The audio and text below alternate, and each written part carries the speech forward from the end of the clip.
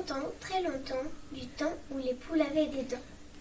Un cordonnier qui s'appelait Saïg. Saïg avait une femme et 5 enfants. Il était doué pour faire et réparer les souliers et sa femme pour les vendre au marché. Un soir, où le temps était rageux, quelqu'un frappa à la porte. Qui peut bien se promener à cette heure-ci? Bonjour, je m'appelle Catel. Je n'ai pas d'endroit où dormir, rien à manger et j'ai très froid. Venez vous réchauffer au coin du feu. Je vous ferai un bol de soupe. Il n'y a que des légumes dedans, mais ça vous fera un plus grand bien. Merci. Saïg installa Catel dans le grenier avec quelques bottes de foin. Et le lendemain matin, Catel dit à Saïg: pour vous remercier, je vois que vous êtes pauvre et je peux vous faire riche. Dans la pierre de maison, vous trouverez un anneau, une clé et une bougie. L'anneau pour vous rendre invisible, la clé pour ouvrir le dolmen et la bougie pour vous éclairer. La formule magique pour ouvrir le dolmen. Zigor da Zigor. Mais prenez garde si vous êtes encore dans la grotte quand la bougie s'éteindra. Au revoir et Kenavo. Saïg alla prendre son marteau et tapa sur la pierre de foyer. La pierre du foyer se cassait. Il était impressionné. Il prit l'anneau en le tournant. Il appela sa femme et ses enfants. Les enfants, Anaïg, essayez de me chercher. Coucou. Essayez de me trouver. Mais où es-tu? Saïg retourna l'anneau. Ah, mais tu étais là. Nous ne t'avons pas vu. Ah, les enfants, nous serons bientôt riches. Saïg attendait la nuit, prenait son manteau et alla au dolmen. Il dit la formule. Zigor da Zigor. Il était étonné car la pierre disparaît. Il allume la bougie, mit l'anneau sur son doigt et le tourne.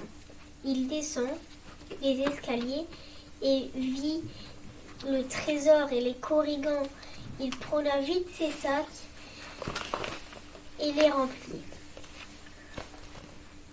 Sauf que il se dit: pourquoi au lieu de prendre de l'or, je devrais plutôt prendre des pierres précieuses? Ils sont plus jolis et ça vaut plus cher.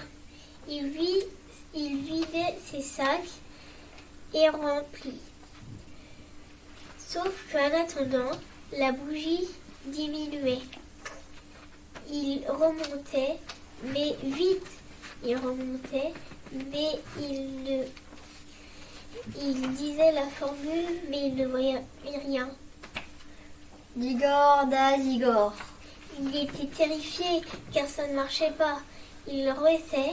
Zigor da Zigor. L'anneau ne marchait plus et ça ne bougeait pas. Il descend, mais les corrigans le voyaient. Au voleur, à mort, au voleur, à mort. Silence! Que fais-tu là? Je voulais vous emprunter de l'or. C'est la vieille Catel qui m'a dit. C'est à moi de prononcer ce jugement. Tu désires de l'or? Bon, tu en auras. Nous allons t'en servir d'or jusqu'à ce que tu pries d'étouffer. Mais en attendant, quelqu'un approche. Plus en plus qu'il approcha, on le voyait. Et Saïg le reconnaît. C'était la vieille Catel qui se transforma en princesse. Bonjour Saïg. Tu as été trop gourmand.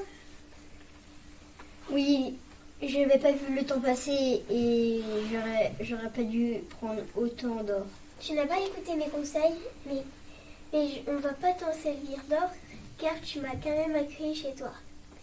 À la place, je vais te donner un plat en fer blanc et 3 fois par jour, il te couvrira de tout ce que tu voudras.